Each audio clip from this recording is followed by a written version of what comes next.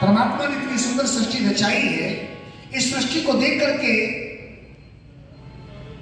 लोग ये कहते कि परमात्मा नजर नहीं आता, हर जगह मौजूद है लेकिन नजर आता नहीं, और योग साधन के बिना उसका पता पाता नहीं। इसलिए हमें चाहिए उस परमात्मा की इस रचना को देख करके फूलों में कौन बस रहा है, इन आंखों में कौन देख रहा है, हवा कौन चला रहा है। परमात्मा ने इस मनुष्य को इतना सुंदर दिमाग दिया। आज विज्ञान मंगल और चंद्रमा पर जा पहुंचा, तो कवि ने बड़े सुंदर भाव कहे हैं, ओ सारे जहां के वाली तेरी महिमा अजब निराली, किसी ने तेरा भेद न पाया है, अजब ईश्वर तेरी माया है। ओ सारे जहां के वाली तेरी महिमा अजब निराली, किसी ने तेरा भेद न पाया है, अजब ईश्वर तेरी माया है। निराकार निर्विकार निराधार सर्वधा, तेरी महिमा अपार है प्रभु, पाया किसी ने न पार, गए ऋषि मुनि सब सुख का आधार है प्रभु। कोई आए कोई जाए, कोई रोए कोई गाए, इस चक्र को कौन चलाए, हम सब की समझ में न आए। ओ सारे जहां के वाली तेरी महिमा अजब निराली, किसी ने तेरा भेद न पाया है, अजब ईश्वर तेरी माया है। ओ सारे जहां के वाली तेरी महिमा अजब निराली, किसी ने तेरा भेद न पाया है, अजब ईश्वर तेरी माया है। तू है दीनों का दयाल, करे सब प्रतिपाल, कैसी रचना में शान है प्रभु, जाने सभी का हाल, तू है कालों का भी काल है प्रभु।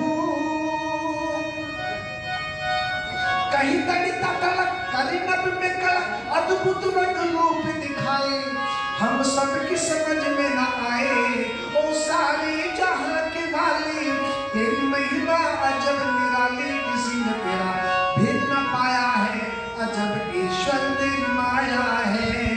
ओ सारे जहां के वाली तेरी महिमा अजब निराली, किसी ने तेरा भेद न पाया है, अजब ईश्वर तेरी माया है।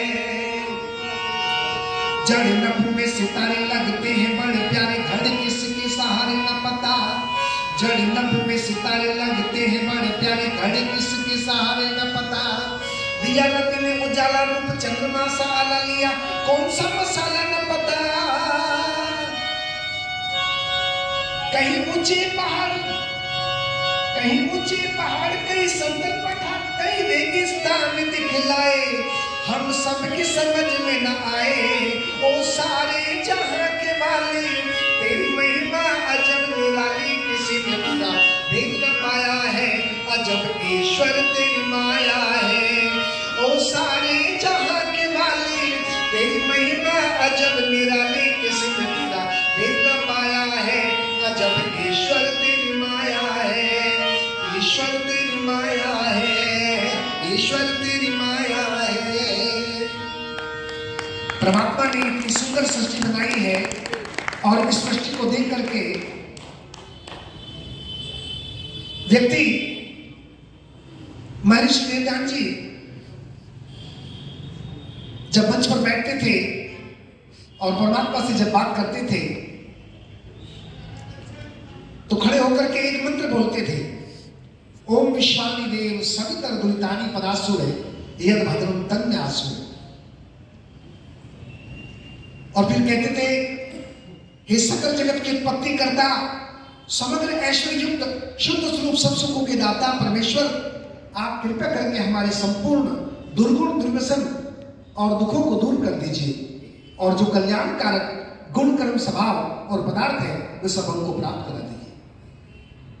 फिर परमात्मा से जब महर्षि दान जी 2 बजे अपना बिस्तर छोड़ देते थे, तो बैठ करके परमात्मा से किस तरह बात करते थे।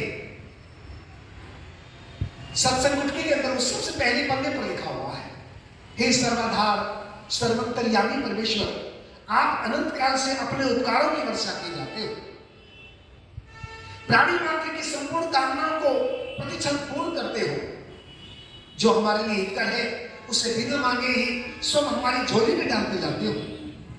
तुम्हारे आंचल में अविचल शांति तथा आनंद का वास है, तुम्हारी चरण श्रम की शीतल छाया प्रत रखती है, शाश्वत सुख की उपलब्धि है। हे जगत पिता परमेश्वर, हम में सच्ची श्रद्धा तथा विश्वास हो, हम तुम्हारी अमृतमयी गोद में बैठने के अधिकारी बने। अंतःकरण को बलीन बनाने वाली स्वार्थ तथा संकीर्णता की संरक्षण भावनाओं से हम ऊंचे उठे। काम, क्रोध, मद, लोभ, ईर्ष्या, द्वेष इत्यादि कुटिल भावनाएं तथा मलिन वासनाओं को हम दूर करें। अपने हृदय की आसुरी प्रवृत्तियों के साथ युद्ध में विजय पाने के लिए प्रभु हम तुम्हें पुकारते हैं, तुम्हारा आंचल पकड़ते हैं। हे परम पावन प्रभु, हमें सात्विक प्रवृत्तियां जागृत हो। क्षमा, सरलता, अहंकार, शून्यता हमारी संपत्ति है, इसे अपनी सेवा में लेकर दत्तात करें। और महर्षि दयानंद जी खड़े हो जाते थे और कुछ दूर दौड़ते थे और दौड़ करके फिर एक स्थान में बैठते थे तो प्राणायाम को भेजते थे। सबसे पहले वो ये देखते थे कि मेरी नाड़ी सूर्य नाड़ी चल रही है, चंद्र नाड़ी चल रही है। यदि सूर्य नाड़ी चलती है तो मनुष्य के अंदर अच्छे भाव उत्पन्न होते हैं, और यदि चंद्र नाड़ी चलती है तो मनुष्य के अंदर स्थिरता अस्थिरता आती है।